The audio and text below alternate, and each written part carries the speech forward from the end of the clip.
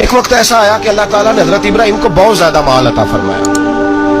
اتنے اونٹ گنے نہیں جاتے، گائیں اتنی زیادہ کہ شمار نہیں ہوتی، بکرے بکریاں اتنی زیادہ کہ شمار، بہت زیادہ مال اللہ نے عطا فرمایا. اور ابھی کچھ عرصہ پہلے آپ پیچھے جائیں نا تو جو لفظ مال تھا وہ روپے پہ تو بولا ہی نہیں جاتا تھا، وہ جانوروں پہ بولا جاتا تھا. بہت زیادہ مال اللہ نے دیا، بکریاں، گائیں، اونٹ، بیل، بڑا کچھ. تو رب کریم نے فرشتوں سے فرمایا کہ واتخذ اللہ ابراہیم خلیلا، ابراہیم میرا دوست ہے. تو فرشتے کہنے لگے یا اللہ جسے اتنا کچھ دیا جائے اس نے دوست تو بننا ہی ہوتا ہے، وہ نوازا ہی بڑا ہے، اتنا مال، اتنے کھیت کھلیان، اتنا کچھ. اللہ کریم نے فرمایا جاؤ آزمائش کر لو، امتحان لے لو. فرشتہ امتحان لینے پہنچ گیا. حضرت ابراہیم کے جانور چر رہے ہیں چراگاہ میں، حضرت ابراہیم بھی ہیں، غلام بھی ہیں، بہت بڑا ریوڑ ہے. آپ تشریف فرمائے. ایک فرشتہ آیا تو کھیت میں چھپ کے بیٹھ گیا اور بلند آواز سے کہنے لگے سبحان اللہ والحمد للہ ولا الہ الا اللہ واللہ اکبر. اب وہ حضرت سیدنا ابراہیم علیہ السلام کھڑے تھے تو وہ کھیت میں بیٹھ کے تسبیح پڑھنے لگا سبحان اللہ والحمد للہ ولا الہ الا اللہ. حضرت ابراہیم کہنے لگے یہ میرے رب کا نام کون لے رہا ہے؟ بڑی اس کی میٹھی آواز ہے، بڑی کون ہے؟ ڈھونڈنے لگے، گھومتے گھومتے اس کے پاس چلے گئے. فرشتہ انسانی شکل میں، تو میرے رب کا ذکر کر رہا تھا؟ اس نے کہا میں ہی کر رہا تھا. فرمانے لگے یار ایک دفعہ پھر نہیں کرتا؟ تو کہنے لگا ابراہیم پہلے تو میں اپنی مرضی سے کر رہا تھا، تو کہتا ہے تو پیسے لگیں گے، پیسے ہے تو کر دیتا ہوں. حضرت ابراہیم کہنے لگے بول تو کیا لے گا؟ میرے اللہ کا ذکر سنانے کا کیا لے گا؟ کہنے لگا جتنی بکریاں آپ چرا رہے ہیں ساری دے دے تو میں اللہ کا ذکر سنا دیتا ہوں.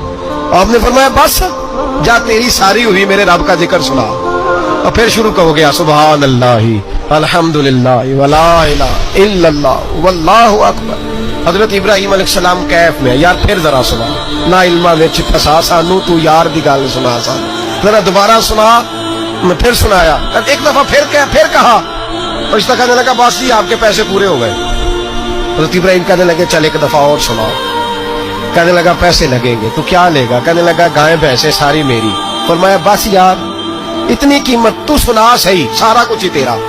پھر شروع ہو گیا سبحان اللہ والحمدللہ ولا الہ الا اللہ واللہ اکبر. گائیں دے دی، بھینسیں دے دی، وہ ذکر سناتا ہے. حضرت ابراہیم کبھی مچلتے ہیں، کبھی روتے ہیں، کبھی آہیں بھرتے ہیں. تو میرے رب کا نام لے رہا ہے، ذرا پھر سے لے. کیف جاری ہے. کہنے لگا بس بھائی.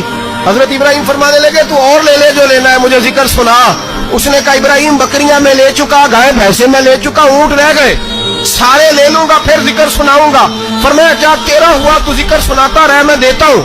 دے دیا. کچھ دیر ذکر کیا تو اب خاموش ہو گیا. حضرت ابراہیم خلیل اللہ علیہ السلام فرمانے لگے ذکر سنا.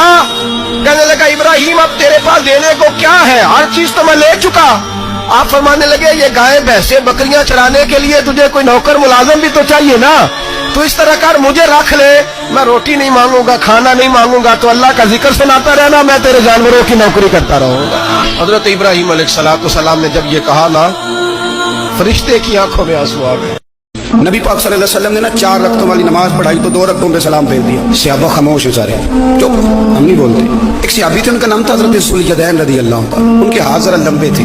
تو ایک دن حضور نے فرمایا یا ذوالجدین، اور لمبے ہاتھوں والے. تو پوچھتا آپ کا نام کیا ہے؟ تو کہتے نام وہی ہے جو نبی پاک نے رکھ دیا.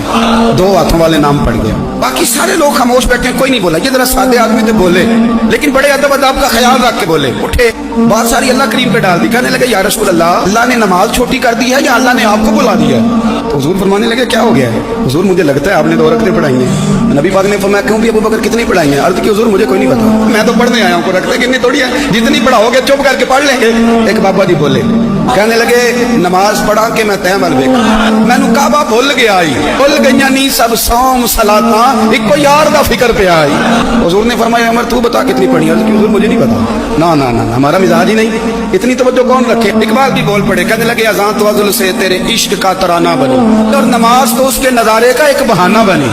عثمان تم؟ عرض کی حضور مجھے کیا بتاؤ، ہمارے تو اللہ تعالیٰ خیر کرے شاگرد ہمیں بڑے مشورے دے دیتے ہیں، مرید آج کل بڑے سیانے ملتے ہیں، وہ پیروں کو کئی دفعہ بڑی بڑی زبردست سٹوریاں سنا جاتی. حجت الوداع کا خطبہ تھا، خطبہ حجت الوداع نبی پاک دے رہے تھے. 9 ذی الحج کو ہوتا ہے خطبہ، جمعے کا دن تھا، ذی الحج کا مہینہ تھا. कुर्बान जाऊं सहाबा की गुलामी। हुजूर ने पूछा तारीख क्या है, अर्ज की हुजूर नहीं पता। फरमाया दिन क्या है, हुजूर नहीं पता। फरमाया जगह कौन सी, अर्ज की हुजूर नहीं पता। इमाम जुल्कानी कहते हैं किसी ने पूछा हजरत अनस बिन मालिक को तुम्हें नहीं पता था? फरमाया पता था। कहा बताया क्यों नहीं? फरमाया हमें क्या जरूरत है बताने की, महीना जिलहज का था।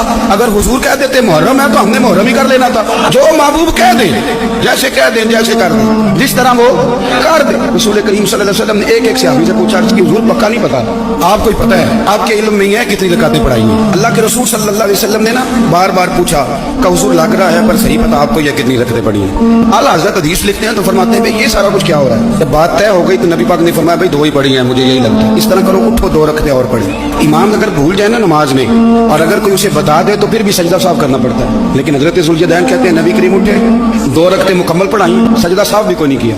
फरमाया मांगो दुआ हो गई है नमाज, कोई सजदा साफ